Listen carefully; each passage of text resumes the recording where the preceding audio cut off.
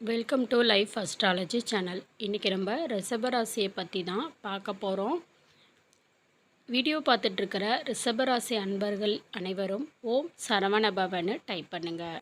ரிஷபம். இந்த ரிஷபராசியில் இருக்கக்கூடிய உங்களின் பல நாள் கனவுகள் பழிக்கக்கூடிய நாளாகவும் காலமும் நேரமும் கனிஞ்சு வந்தாச்சு அப்படின்னு தான் சொல்லணுங்க.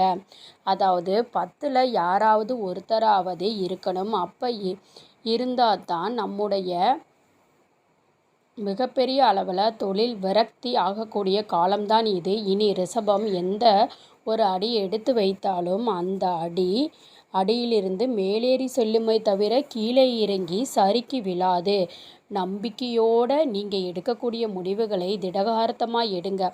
அதனால் உங்களுக்கு கிடைப்பது வெற்றிகள் மட்டுமே. நீங்கள் செல்லக்கூடிய பாதையில் அடர்ந்த காடே உருவாகி உங்களை தடுத்தாலும் நீங்கள் அந்த காட்டை கிழித்து கொண்டு காற்றாய் போக முடியும்.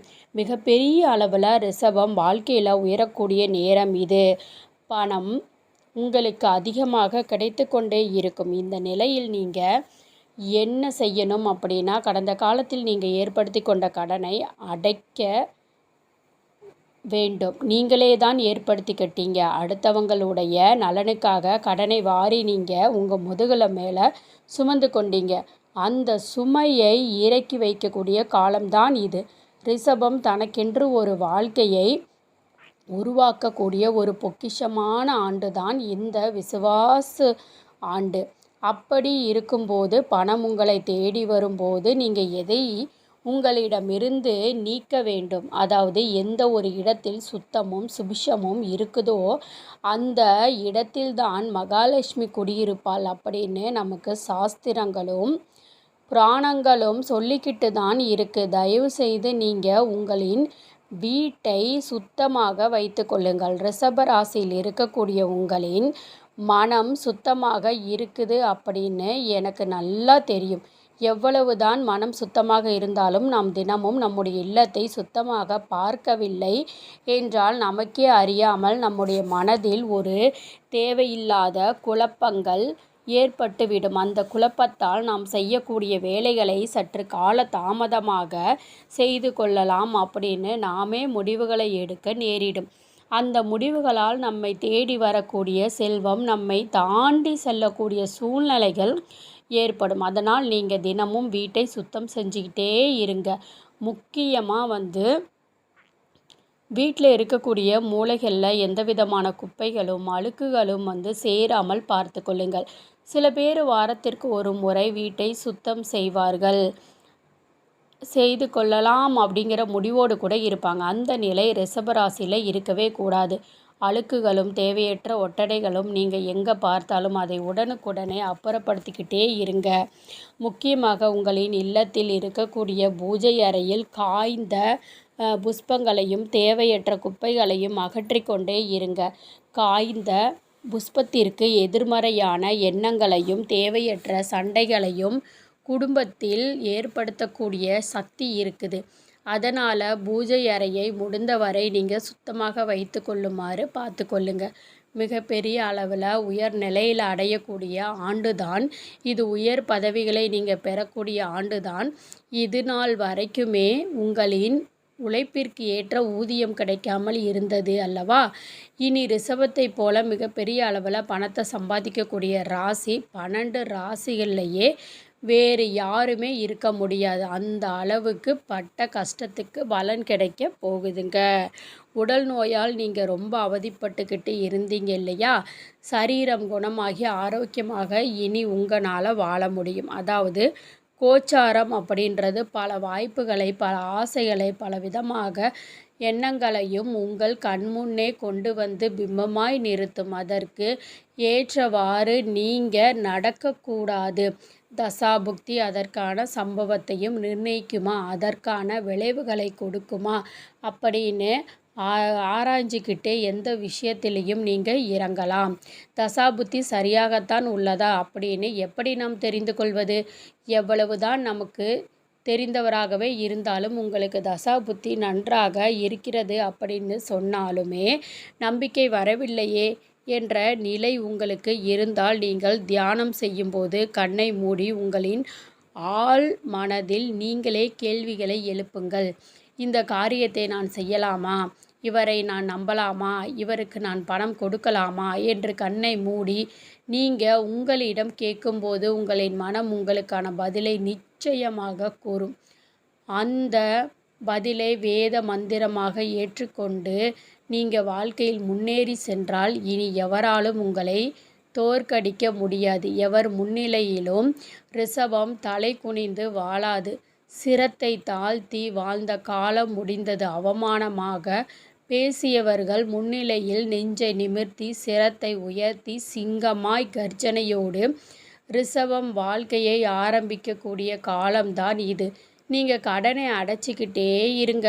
எந்த ஒரு தருணத்திலையும் இந்த கடனை பிறர் பார்த்து கொள்ளலாம் அப்படின்னு நினைக்காதீங்க. பணம் உங்களிடம் வந்து சேரும்போது தயவு செய்து ஏற்பட்ட கடனை அடைத்து கடனிலிருந்து வெளியே வரக்கூடிய சூழ்நிலைகளை ஏற்படுத்தி கொள்ளுங்கள். ரிஷபத்தில் இருக்கக்கூடிய பெண்கள் மங்களகரமாக உங்களின் முகத்தை எப்பொழுதும் வைத்து கொண்டே இருங்கள். உங்களின் நெற்றியில் மஞ்சளும் குங்குமமும் இருக்க வேண்டும். அப்படி இருக்கும்போது அந்த செல்வத்தை வாரி வழங்கக்கூடிய லக்ஷ்மி தேவியே உங்களை தேடி வரக்கூடிய சூழ்நிலைகள் ஏற்படும். நீங்கள் உங்களின் இல்லத்தில் வாசைக்காலுக்கு மேலே உங்களின் இல்லத்திற்கு உள்புறத்தை பார்த்தவாறு செல்வத்திற்கே அதிபதியான மகாலட்சுமியின் படத்தை பொருத்துமாறு பார்த்து கொள்ளுங்கள். மிகப்பெரிய அளவில் உங்களின் இல்லத்தில் செல்வம் தலைத்து இருக்கும். இனி ரிஷபம் வாழ்க்கையில் எந்த ஒரு இடத்திலையும் தோற்காது. மன உளைச்சலுக்கு ஆளாகாது. எடுக்கக்கூடிய முடிவுகளில் ஜெயிக்க முடியும். வாரிசுதாரர்கள் அடிப்படையில் உங்களுக்கு நிலுவையில் இருந்த வேலை கிடைக்கும். நிச்சயமாக உங்களுக்கென்று ஒரு வேலை இது நாள் வரைக்குமே நிலுவையில் இருந்து கொண்டு இருந்ததல்லவா?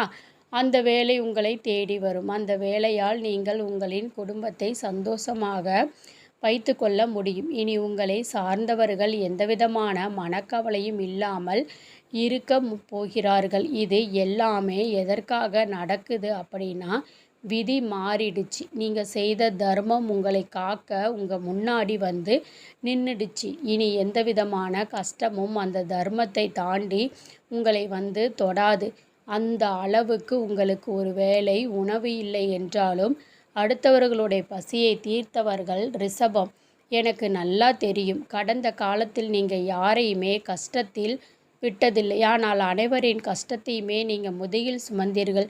மிகப்பெரிய அளவில் அந்த முருகனின் வேல் இனி உங்களை சுமக்கும். முருகனுடைய ஆசீர்வாதத்தை ரிஷபம் இந்த ஆண்டில் பரிபூரணமாக பெறப்போகுது.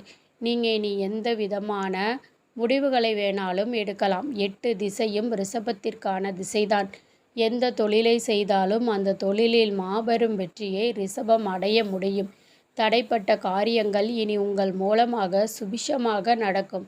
நீங்கள் யாரையும் நம்பாமல் இருக்கணும். அதாவது யார்கிட்டையும் எந்தவிதமான முக்கியமான பொறுப்புகளையும் ஒப்படைக்காமல் இருக்கணும். உங்களின் வேலைகளை நீங்களே தான் செய்யணும். அடுத்தவர்களிடம் எந்தவிதமான காரியங்களையும் நீங்கள் கைமாற்றி விடாதீங்க. ஓடுகிற ஆற்றை போல முன்னோக்கி மட்டுமே தான் இனி உங்களின் பார்வை இருக்கணும். கடந்த காலத்தை திரும்பி பார்க்காதீங்க. அங்கு இருப்பது தோல்விகளும் கஷ்டங்களும் மட்டுமே தான். அதிலிருந்து தாண்டி வந்தாச்சு. இனி நீங்கள் அடைய போவது வெற்றிகளையும் இன்பங்களையும் மட்டுமே தான். உங்கள் மனதை காயப்படுத்தி கொண்டே இருக்கக்கூடிய கசப்பான எண்ணங்களையும் உங்களின் இல்லத்தில் இருக்கக்கூடிய தேவையற்ற அழுக்கான குப்பைகளையும் நீங்கள் தூக்கி போட வேண்டிய நேரம் வந்தாச்சு. ஏன்னா நீங்கள் வாழ்க்கையில் உயர போகிறீங்க. மகாலட்சுமி உங்களின் இல்லத்தை தேடி வரப்போகிறாள். அப்படி இருக்கும்போது மனநிறைவோடு நீங்கள் நேர்மறையான எண்ணங்களை மட்டுமே தான் சுமக்கணும். அவ்வளவு எளிதாக தூக்கி போட முடியாது தான். ஏன்னா துரோகம் செய்தவர்கள் சொந்தங்கள், இரத்த பந்தங்கள். அப்படி இருக்கும்போது கஷ்டமாக தான் இருக்கும். கஷ்டப்பட்டு நீங்கள் அதிலிருந்து வெளியே வரணும். இனியும் கடந்ததை நினைத்து வருந்தவே வேண்டாம். உங்களுக்காக மிகப்பெரிய ஒரு வாழ்க்கை காத்து கொண்டிருக்கிறது. தோற்க பிறந்த ராசி ரிஷபம் கிடையவே கிடையாது. 1000 தோல்விகளை சந்தித்தாலும் இறுதி சொட்டு இரத்தம் சரீரத்தில் இருக்கும் வரை முன்னேறி சென்று வெற்றியை அடைய முடியுமா என்று முயற்சித்து கொண்டே இருக்கக்கூடிய ராசி தான் எனது அன்பான ரிஷப ராசி அன்பர்கள். நிச்சயமாக உங்களின் எண்ணங்களை அந்த சரவண பவனே, அந்த சண்முகநாதனே நிறைவேற்றுவான். மிகப்பெரிய அளவில் கடவுளை நீங்கள் கடவுளாக நினைத்து கணமும் முருகா முருகா என்ற நாமத்தை சொல்லிக்கொண்டே இருங்க. உங்களுக்கு எந்தவிதமான தீங்கும் இனி நிகழவே நிகழாது. நம்பிக்கையோடு இருங்க. ஓம் சரவண பவனு கமெண்ட்டில் டைப் பண்ணுங்க. நினைத்தது யாவும் நடக்கும். உங்கள் சார்பாக அந்த தேவர் குலம் காத்த குமரனிடம் பிரார்த்தனையை வைக்கிறேன். அடுத்த காணொளியில் விரைவாக சந்திப்போம். ரிஷப ராசியை பொறுத்த வரைக்கும் வெற்றி அப்படிங்கிறது நிச்சயம். இந்த பதிவு உங்களுக்கு பயனுள்ளதாக இருந்துச்சு அப்படின்னு நினச்சிங்கன்னா வீடியோவை லைக் பண்ணிக்கோங்க, சேனலை சப்ஸ்கிரைப் பண்ணிக்கோங்க, உங்களுடைய ஃப்ரெண்ட்ஸ் அண்ட் ஃபேமிலிக்கும் ஷேர் பண்ணுங்கள். நன்றி.